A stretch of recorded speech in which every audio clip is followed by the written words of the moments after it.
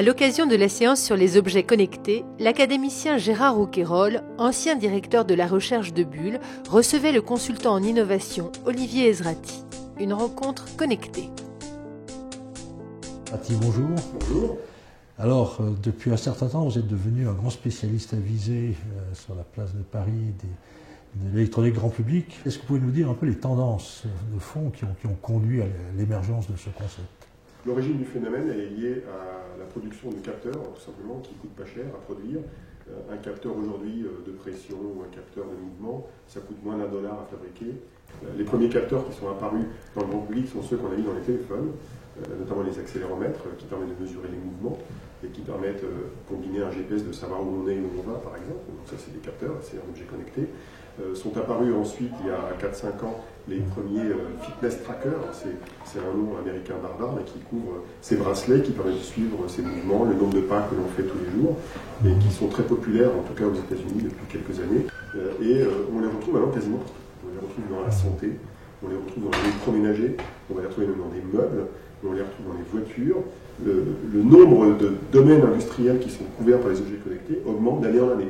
Très bien, alors chaque année au mois de janvier a lieu à Las Vegas, comme vous le savez, le Consumer Electronics Show qui draine tous les grands acteurs mondiaux et spécialistes du domaine. Vous en êtes un observateur régulier. Est-ce que vous pouvez nous dire cette année les grandes tendances que vous avez pu observer et la part des acteurs français que vous avez pu constater? Alors, il y avait deux grandes tendances qui se dégageaient. Il y en avait une qui est ce que j'appelle l'hyper-réalisme. La tendance à continuer à améliorer la qualité des images, la qualité du son pour l'expérience audiovisuelle, pour la consommation de contenu.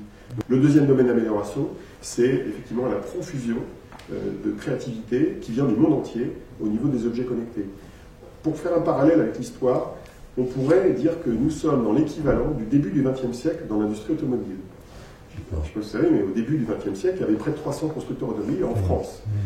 Parce qu'il y avait un foisonnement de créativité, parce que les coûts industriels n'étaient pas ce qu'ils sont devenus après l'avènement de Ford et de la Ford T pour mettre en place des lignes de production automobile. Donc il y avait beaucoup de créativité. On est un peu dans ce domaine-là aujourd'hui. On a beaucoup de sociétés qui créent avec des imprimantes 3D des prototypes très rapidement. Le coût d'accès au marché est beaucoup plus faible qu'il ne l'a été avant dans les industries du matériel. Donc on a beaucoup d'acteurs. Et c'est pour ça qu'on a beaucoup d'ailleurs d'acteurs français qui sont maintenant devenus de vrais noms, de vraies marques connues, y compris aux États-Unis, comme Parrot avec ses drones. On a WeThings avec tous ces objets connectés, notamment dans le domaine de la santé. On a Tatmo dans le domaine du contrôle de l'environnement. On a Arcos aussi, qui est moins connu, mais qui fait des choses intéressantes pour la maison intelligente. Donc on a beaucoup d'acteurs. Alors tous les exemples que vous venez de citer sont des exemples grand public.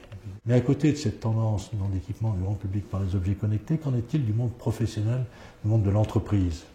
En fait, le monde de l'entreprise est en avance, paradoxalement. Ce n'est pas toujours le cas dans les nouvelles technologies, mais là, les objets connectés, notamment dans les usines, ça fait très longtemps qu'ils ont utilisé. Les objets connectés sont utilisés dans toutes les lignes de production qui sont ou entièrement automatisées ou semi-automatisées.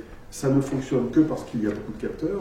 Et d'ailleurs, un robot de fabrication dans une usine automobile, c'est une machine à capteurs. C'est une machine qui a des caméras, qui a des capteurs ultrasons, qui a tout un tas de capteurs qui permettent de connaître tout ce qu'il y a dans l'environnement. Alors, quand on regarde le nombre d'objets susceptibles, le nombre d'individus et d'objets susceptibles d'être connectés sur Internet, on arrive à des totaux considérables, puisqu'en particulier le nombre d'objets, lui, est quasi infini.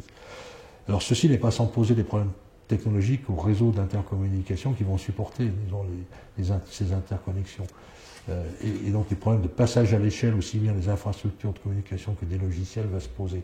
Comment voyez-vous cette évolution? Donc le monde des objets connectés, en fait, il va graviter autour de deux types de réseaux. Il va graviter autour d'un côté des réseaux télécoms traditionnels 3G, 4G, qu'on utilise avec nos smartphones et nos tablettes, et pour une raison simple, qui est que la plupart des objets connectés qu'on porte sur soi sont en général reliés au smartphone. Donc c'est la télécom du smartphone qui le relie aux autres réseaux. Et les objets qui sont très spécialisés, qui génèrent peu de données, mais qui sont nombreux, eux, on va plutôt les connecter via des réseaux dédiés, qu'on appelle M2M, donc des réseaux machine-to-machine, donc pour connecter les machines entre elles, et qui sont des réseaux qui ne présentent pas les mêmes contraintes de coût que les réseaux des opérateurs télécoms classiques aujourd'hui.